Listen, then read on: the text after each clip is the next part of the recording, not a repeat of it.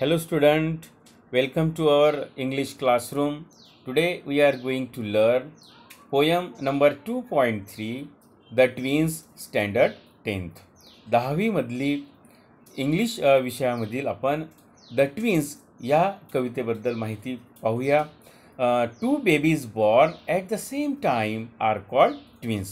Okay, do you understand? Twin means जुळे. आणि ही कविता आपल्याला अभ्यासायची आहे. कवीनी आपला स्वतःचा अनुभव यामध्ये दिलेला आहे. ओके, म्हणजे suppose you had an identical twins, either brother or sister or both sister or both brother. Imagine and share with your classmate what pranks you had or you would play on your friends, elders in the family, even in the school. Okay, so first I read this poem. You also listen carefully. Okay, in form and feature, face and limb, I grew so like my brother that for God taking me for him and each of one another, it puzzled our kith and kin, it reached a fearful pitch. For one of us was born a twin, yet not a soul knew which. One day, to make the matter worse, before our names were fixed, as we were being washed by nurse, we got completely mixed, and thus we see by fate's degree, or rather nurse him, my brother John got christened me, and I got christened him. This fatal likeness even dogged my footsteps when at school, and I was always getting flogged. For John turned out a fool, I put this question fruitlessly to everyone I knew. What would you do if you were me, to prove that you were you? Our close resemblance turned the tide of my domestic life, for somehow my intended bride became my brother's wife. In fact, year after year, the same absurd mistakes went on, and when I died, the neighbors came and buried brother John. Poet Henry Shamrock Leigh. Okay, so we understand this poem.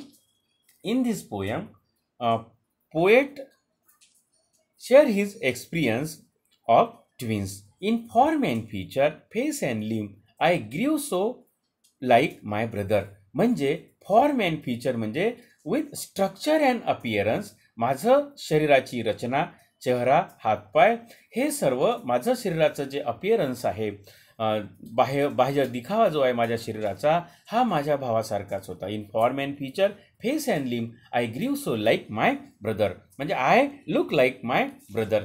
Similar, very similar, म्हणजे सारखं आम्ही, माझा भाऊ आणि मी दोघंही जण आम्ही सारखं दिसत होतो. That for God taking me for him and each for one another. आणि त्यामुळं आमच्या परिसरातले जे लोक आहेत ते मला आणि त्याला दोघे जणाला ओळखू शकत नव्हते. Okay, it puzzle all our kith and kin, it reach a fearful pitch. आणि त्यामुळं लोक गोंधळत होते की कोण आहे, कोण आहे, माझा भाऊ मी आहे की मी माझा भाऊ आहे. Our kith and kin means friends and relatives. They puzzled who were who. म्हणजे अशा पद्धतीनं त्यामुळं काय होत होतं, one of us was born twin. हे का झालं असं? कारण आम्ही दोघेही जण ट्विन म्हणून, जुळं म्हणून जन्माला आलो होतो. या कवितेमध्ये 4 स्टांजा आहे. Now we learn about second stanza. One day, to make the matter worse, before our names were fix. एक दिवस काय झालं की असं एक घटना घडली की ज्यामुळं आम्ही बदलल्या गेलो, नर्सच्या चुकीमुळे म्हणा. As we were being washed by nurse, आणि आमचं नाव ठेवण्याच्या आधी नर्सनी आम्हाला जेव्हा आंघोळ करून दिली, we got completely mix, and thus you see my fate's degree, or rather nurse him, my brother got christened me, and I got christened me. Christen means name given to a baby at the naming ceremony. म्हणजे आपण त्याचं नामकरण करत असतो. त्या विधीच्या आधी, नाव ठेवायच्या आधी जॉनचं नाव मला आलं आणि माझं नाव माझ्या भावाला गेलं. तर अशा पद्धतीनं हेनरी जॉन झाला आणि जॉन हेनरी झाला. तर हे एक तर नर्सची चूक आहे म्हणा, किंवा माझं नशीब म्हणा की आमचं नाव बदललं गेलं. This fatal likeness even dog my footstep when at school. आणि आमचं ही जन्मापासूनचं आम्हाला म्हणजे हे जे डिझेस्टर आमच्या मागं लागलं, तर हे जेव्हा आम्ही शाळेत आमची ॲडमिशन घेतली, माझ्या बाबांनी आमची ॲडमिशन घेतली.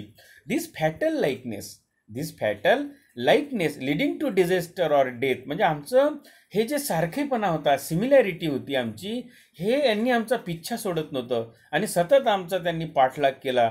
जेव्हा आम्ही शाळेत गेलो, when I was always getting flog for John turn out a fool. आणि माझा भाऊ जॉन जेव्हा एखादी चूक करत होता, त्याची शिक्षा मात्र मला मिळत होती. I put this question fruitlessly to everyone I knew, what would you do if you were me to prove that you were you. हाच प्रश्न मी प्रत्येकाला करतो आहे. माझ्या जागी जर तुम्ही असते तर तुम्ही काय केलं असतं. Okay.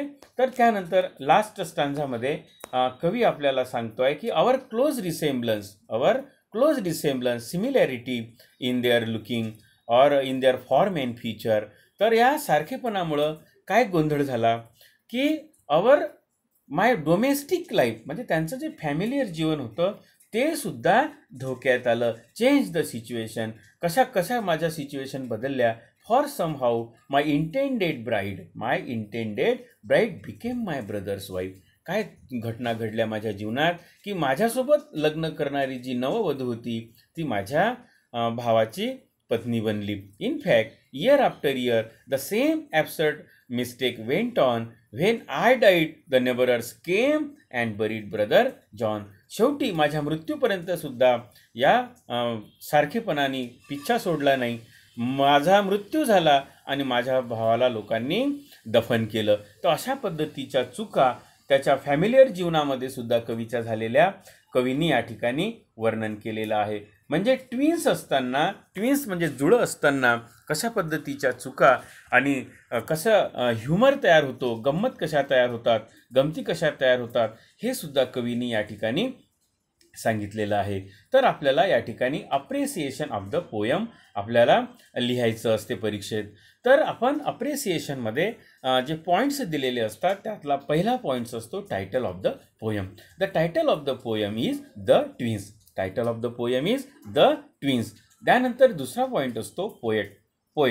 The poet of the poem is Henry Sambrooke Leigh. त्यानंतर राईम स्कीम असते. तुम्ही बघा या प्रत्येक स्टांझामध्ये 8 लाईन्स आहे. ओके. म्हणून याचं जे राईम स्कीम जे आहे A B C D. Okay. तर अशा पद्धतीचं आपल्याला रायमिंग स्कीम यामध्ये दिसून येते. फेवराईट लाईन आहे, आपण यातली कोणतीही फेवराईट लाईन घेऊ शकतो. In form and feature, face and लिम, आय ग्रीव सो लाईक माय ब्रदर. ही पण आपण कोणतीही लाईन आपण घेऊ शकतो. त्यानंतर यामधला मुख्य मुद्दा असतो theme or central idea of the poem. या कवितेची सेंट्रल आयडिया काय आहे, मध्यवर्ती कल्पना काय आहे.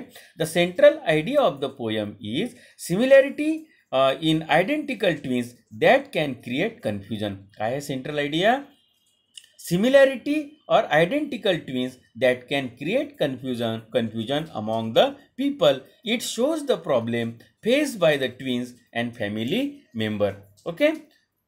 हे अशा पद्धतीचं आपण या ठिकाणी सेंट्रल आयडिया लिहू शकतो. त्यानंतर मुद्दा असतो फिगर ऑफ स्पीच. यामध्ये 3 फिगर ऑफ स्पीच आपल्याला दिसतात. एक आहे हायपरबोल. यामध्ये हायपरबोल दिसते आपल्याला.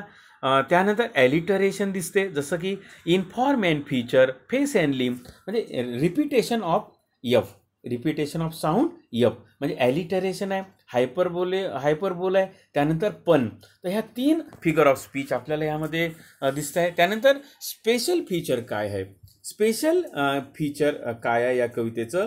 This poem is octave 8 line poem. This poem is 8 line poem. Okay. It is the special feature of the poem. It is a situational irony म्हणजे 2 आपण लिहू शकतो. एक आहे this poem is octave, it is a situational irony poem. This poem is particularly talk about one of the brother from which twins, okay, which feel he is suffering because of resemblance, because of similarity, which he feel about in his life. Okay, he tells he got unfairly treated or targeted because of the deeds of his brother. This poem is humorous poem. This poem is humorous poem in nature and talk about the teen with light-hearted manner. तर हे यातली ही महत्वाची याची आपण बघू की याचं special feature पाहिलं आपण या कवितेचं. त्यानंतर why I like the poem or dislike the poem. I like the poem because it is humorous poem. It is humorous poem. It is very simple poem. It create humor in the life. It create humor in the life. Okay. This we can write about the appreciation of the poem. Okay. Do you understand this poem, twin? Okay.